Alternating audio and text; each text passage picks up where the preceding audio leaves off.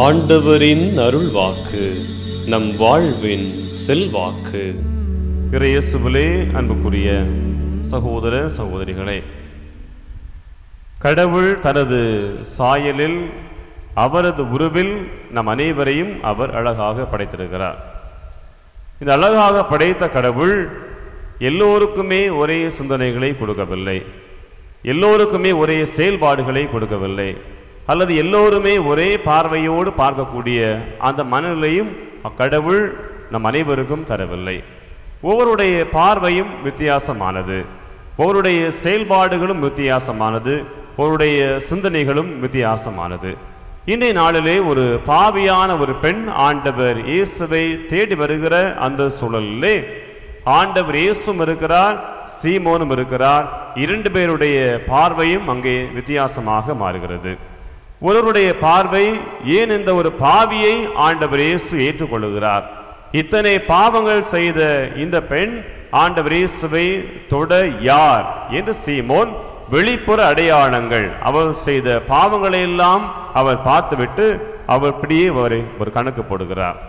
ஆனால் ஆண்டவர் இயேசு அந்த பெண்ணுடைய வெளிப்புற அடையாளத்தை உற்று நோக்காமல் அந்த பெண்ணினுடைய மனதை பார்க்கிறார், அந்த பெண்ணினுடைய ஏக்கத்தை பார்க்கிறார். ஏன் அந்த பெண் நம்மை தேடி வந்தாள் என்று ஆண்டவர் இயேசு உற்று நோக்குகிறார். இந்த சீமோன் வெளிப்புற அடையாளத்தை பார்த்த உடனேயே அந்த பெண்ணை தீர்ப்பிடுகிறாள். என்ன தீர்ப்பு? அவள் ஒரு பாவி என்று தீர்ப்பிடுகிறார்.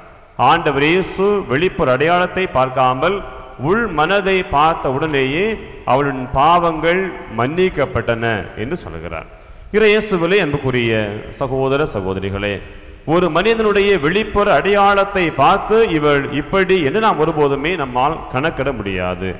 ஒரு மனிதனுடைய செயல்பாட்டுக்கு பின்னால் என்ன இருக்கிறது, எதற்காக செய்கிறார்கள், என்ன நோக்கத்திற்காக செய்கிறார்கள் என்று எப்பொழுது நம்மால் புரிந்து கொள்ள முடிகிறதோ அப்பொழுதுதான் ஒருவரை நம்மால் கணக்கு போடவோ அல்லது தீர்ப்பிடவோ குறை சொல்லவோ நம்மால் ஒருபோதும் முடிவதில்லை.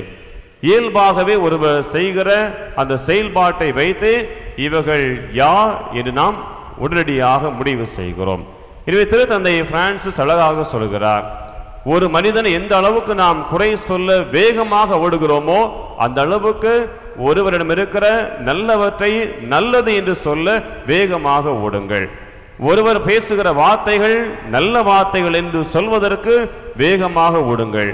குறைகளை சொல்வதற்கு அல்லது எதிர்பாராத நிகழ்வை சொல்வதற்கு அந்த வேகத்தை குறைத்து கொள்ளுங்கள். ஏனென்றால் குறைகளை சொல்லி சொல்லி குறைவானவற்றை பேசி பேசி அதிலே மகிழ்ச்சி காணுகிற போது, நிறைகள் ஒரு நாள் வருகிற போது உங்கள் அனைவராலும் மகிழ்ச்சியாக இருக்க முடியாது. ஏனென்றால் குறைகளையே பார்த்து பார்த்து பார்த்து பார்த்து நாம் பழகி பெறுகிறோம். ஆக அன்புக்குரிய சகோதர சகோதரிகளே, ஒரு மனிதனுடைய செயல்பாடுகள் வைத்து நாம் கணக்கிடாமல் அவர்கள் செய்கிற செயல்பாட்டுக்கு பின்னால் என்ன இருக்கிறது என்று ஒரு நிமிடம் சிந்தித்து செயல்பட்டு நாம் நிதானமாக பார்க்கிற போதுதான் அவருடைய நல்ல எண்ணங்கள் வெளிப்படும். ஆகவே ஆண்டவர் இயேசுவுடைய பார்வையை நம்முடைய கண்களிலே கொண்டு நல்லவற்றை பார்ப்போம், நல்லவற்றை செய்வோம்.